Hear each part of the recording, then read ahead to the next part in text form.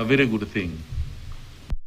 Katika juhudi za kutafuta suluhisho la kudumu kwa changamoto ya barabara mbovu, wakazi wa Kiseria sasa wamechukua hatua ya kuziba mashimo katika barabara mbalimbali za eneo hilo, huku wakishirikiza serikali ya kitaifa kutoa kipaumbele kwa maendeleo ya miundombinu katika bajeti ya mwaka wa kifedha 2026-2027.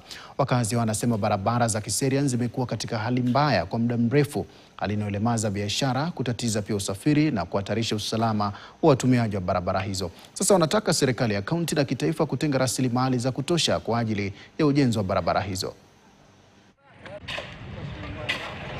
Tumekuwa na challenge hizi potholes, nimejaribu kuaddress kwa Kenha, lakini imefika sasa mwaka na nusu imeshapita, no response. Na hii barabara inahitaji kupanuliwa, izibwe potholes, angalau watu wetu wawe salama. Saa hii budget inasomwa, waangalie hii barabara yetu ya Kajiado iwekwa dual carriage venye walikuwa wamesema kutoka mbeleni. Tunalilia serikali kwa zile pesa ambazo zitatengwa kwa mambo ya barabara. Hii barabara yetu ya kutoka Nairobi kwenda mpaka Magadi, hii Magadi Road, tunaomba, tuliambiwa itatengenezwa ikuwe dual carriage.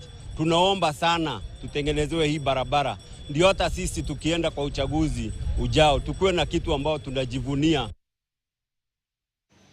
Kuna hofu kwamba maisha